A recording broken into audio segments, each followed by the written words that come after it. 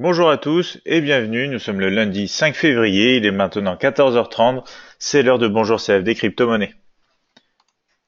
Je vous invite tout d'abord bien sûr à consulter les avertissements liés au risque. Si vous avez des questions, n'hésitez pas à me les poser au cours de cette analyse. Alors, quelle est l'actualité des crypto-monnaies? Alors, on va voir que du côté de la Russie, on a un gouvernement russe qui est en train de finaliser son projet de loi sur la réglementation des devises numériques. Le projet de loi réglemente donc la création, l'émission, le stockage, ainsi que la circulation des crypto-monnaies. L'article de loi mentionne quant à lui que l'échange d'actifs financiers numériques contre d'autres crypto-monnaies, des roubles, des devises étrangères, ainsi que d'autres biens seront donc autorisés. Du côté maintenant de l'Asie, il n'y a pas d'interdiction des crypto-monnaies en vue pour la Corée du Sud. Kim Dong-yeon, le ministre des Finances, a réaffirmé qu'il n'a aucune intention d'interdire ou de supprimer la crypto-monnaie. Du côté donc maintenant des Philippines, on envisage de réguler les ICO et les crypto-monnaies selon le commissaire de la SEC, Securities and Exchange Commission, Emilio Aquino. La nouvelle réglementation devrait être finalisée d'ici la fin de l'année.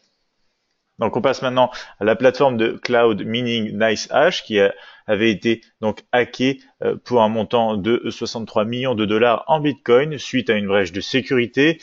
Donc maintenant cette plateforme va commencer à rembourser ses utilisateurs affectés. Ces remboursements donc se feront en plusieurs parties et ça commencera donc par 10% des comptes des clients qui seront donc restaurés aux clients. On passe maintenant à UPS qui pourrait accepter très bientôt donc des paiements en crypto-monnaie. Dans l'un de leurs nouveaux projets, l'entreprise envisage d'élargir la liste des moyens de paiement et bien sûr d'y ajouter le Bitcoin donc dans cette fameuse liste de paiement pour UPS. On passe maintenant donc du côté des supports et résistances des crypto-monnaies pour cette semaine. On démarre avec le Bitcoin bien sûr, BTC USDCFD pour un premier support aux 7300. On a aussi le niveau clé des 6000 et des 5000. Un Bitcoin qui continue donc de chuter. Des résistances du côté des 8300, 9600 et 10400. Qu'est-ce qu'il en est donc maintenant du Bitcoin Cash, le BCH USD CFD? On aura donc des supports sur les 900, les 670 et les 520 pour cette semaine et des résistances à partir des 1200, 1450 et 1700. Du côté de l'Ethereum, l'ETH USD CFD, on a un premier support au 755, on a suivi donc des 670 et des 550. Des résistances à partir des 820, 930 et du niveau clé des 1000. Pour le XRP USD CFD, le Ripple, on a un premier support sur les 0,67, 0,50 et 0,40. En effet, le Ripple continue aussi de baisser. Des résistances maintenant à partir des 0,85, 1,00, donc niveau clé, et 1,17. On finit avec le Litecoin, le LTC USD pour un premier support sur les 132, les 100 et les 80 et des résistances donc du côté cette fois des 160, 185 et 220 pardon.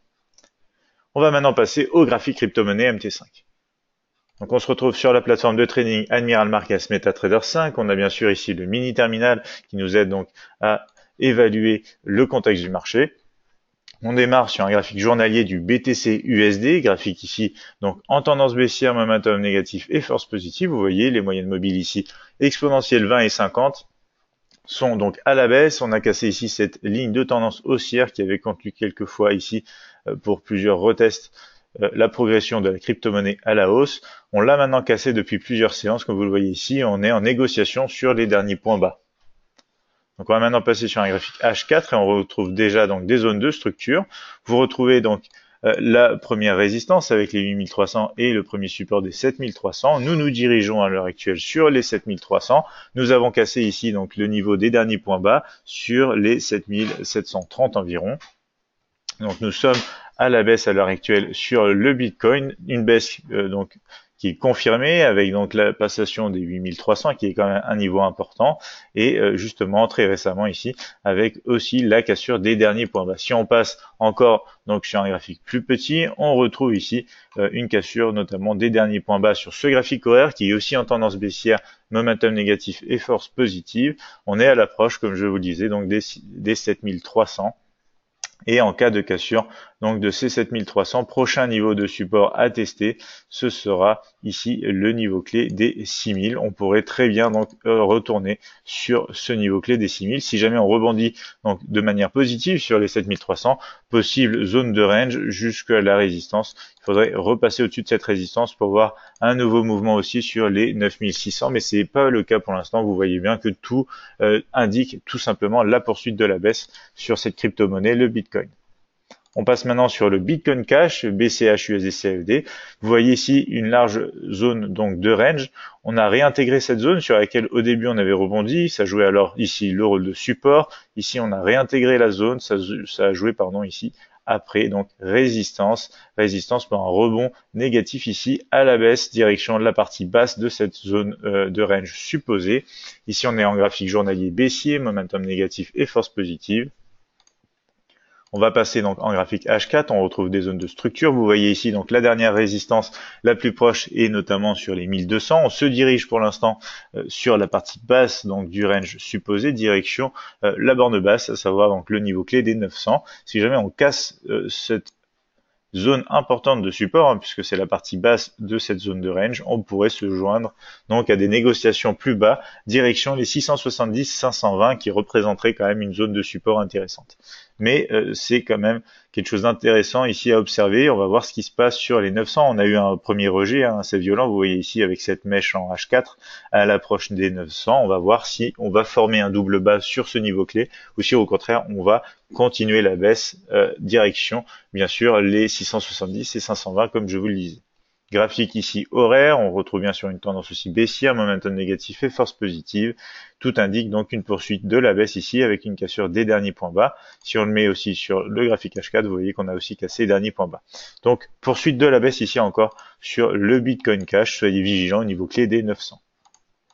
Du côté de l'Ethereum, maintenant l'ETH USD-CFD, vous voyez bien qu'on a cassé cette oblique haussière aussi. On est en négociation maintenant largement sous les moyennes mobiles exponentielles, notamment la 50, tendance baissière, momentum négatif et force positive. Sur un graphique H4, on retrouve donc ici des niveaux clés, et notamment donc la résistance des 820 qu'on a franchi très récemment. On l'a testé une première fois, on est passé et on a rebondi à la baisse. Maintenant on teste rapidement les 755 avant de poursuivre sur les 670 si on ne tient pas les 755. Vous voyez ici on a eu un premier test de cette zone justement des 755 et des 820. On a eu un rejet, donc un petit peu comme la crypto-monnaie précédente, soit on va former un double bas ici et rebondir, soit on va tout simplement continuer la poursuite à la baisse, direction 670 voire 550.